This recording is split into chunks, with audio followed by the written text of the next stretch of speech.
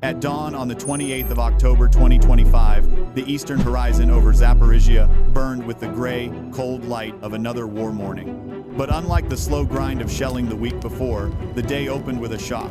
Frontline sources reporting that near Orikhiv, in the flattened steppe that has become one of this year's fiercest battlegrounds, Ukrainian defenders had obliterated an entire assault wave, 22 of 26, Russian armored assault vehicles destroyed in a single operation.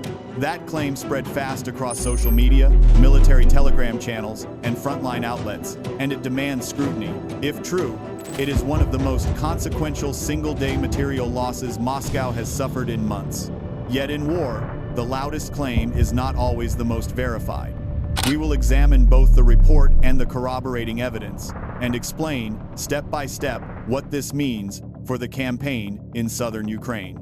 The raw claim, 22 of 26 assault vehicles destroyed, comes from a frontline dispatch published on October 27 by Euromaidan Press and echoed on social platforms by local reporters. Euromaidan Press quotes Ukrainian fighters and local sources describing a stacked assault that ran into a prepared kill zone, drone overhead surveillance, and layered anti-tank fires that shredded the convoy. This is a frontline account, vivid, immediate, and full of battlefield detail. The sort of reporting that often arrives hours before major international outlets can verify footage or satellite imagery. It is important to take the account seriously. Frontline reporters risk their lives to collect this information, and their sources are often serving soldiers.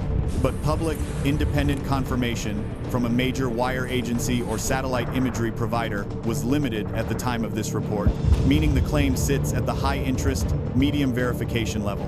We will flag which parts are widely corroborated and which remain local claims. What makes the Orikhiv sector so volatile? Geographically, this is flattened terrain steppe that favors mechanized movement but offers few natural hiding places. For attackers, this is an advantage when you can build speed and surprise. For defenders, it becomes a kill zone if they can anticipate routes and funnel an enemy into prepared fire.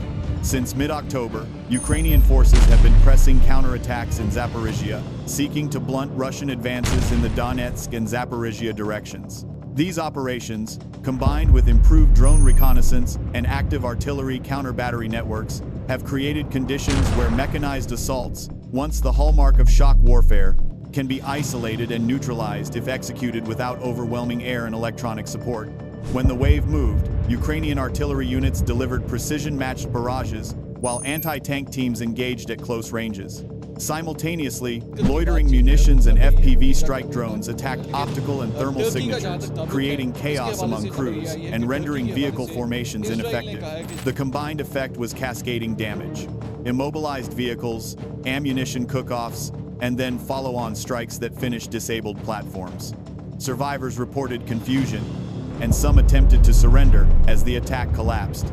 This is a violent, almost cinematic sequence, but it is consistent with other documented kill zones where reconnaissance-directed artillery and drone fires create lethal funnels for armored columns.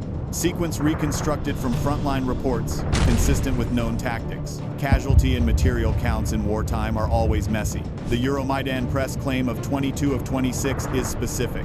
Open-source researchers typically seek multiple forms of corroboration: satellite or drone imagery of destroyed vehicles, social media videos geolocated to the claimed site, unit loss lists, or official confirmations from either side.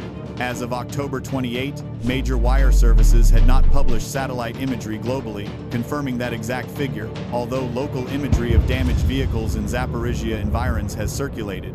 Western assessments, including the critical threats, ISW updates, note repeated heavy Russian vehicle losses in the same period across several sectors. In plain language, the specific number is a frontline claim that fits a documented pattern of elevated Russian vehicle losses in late October. The fog of war distorts stories. Witness accounts are priceless, but must be corroborated against imagery and independent counts before being presented as definitive. Human impacts and caution about eyewitness limits. What might Moscow do in the aftermath? Historically, when mechanized formations suffer catastrophic losses, Russian command makes predictable choices. Rotate in fresh units, often poorly trained and rushed, increase artillery and air support to blunt counterattacks, or shift operational focus to less costly axes. Intelligence from Western analysts indicates Moscow is already attempting operational redundancy, launching multiple probes across the front to force Ukrainian dispersal. Said more than 30 were shot down over Moscow. No casualties or damage were reported. During the night, 2 Moscow airports temporarily suspended operations, but flights resumed by morning. Airports in several other regions affected by the attacks were also briefly closed. According to local media, on Sunday evening, a fuel depot caught fire in the Moscow region.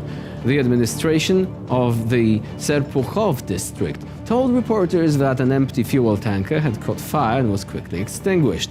Drones were also reported in 10 other Russian regions, including all areas bordering Ukraine. On the front line, Ukrainian military analysts say it remains difficult to determine exactly where and with what forces Russian troops have advanced inside the city of Pokrovsk.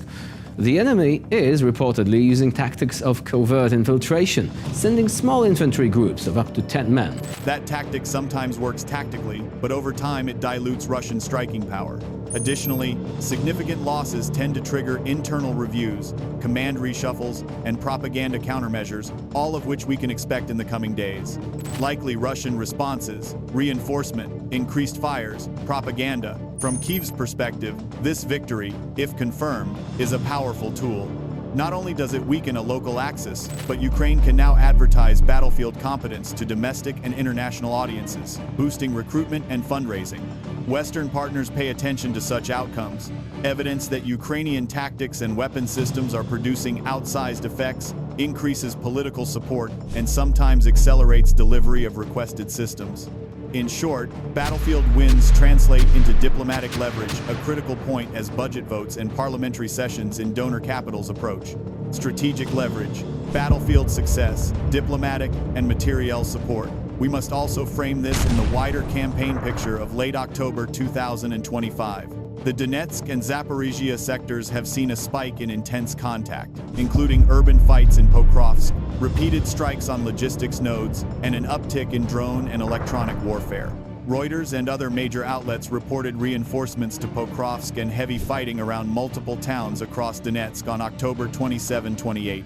These simultaneous pressures suggest Moscow is seeking multiple local gains to create operational dilemmas for Kyiv. The Orikhiv incident, whether 22 vehicles or a slightly different number, should be read inside that broader, complex tapestry.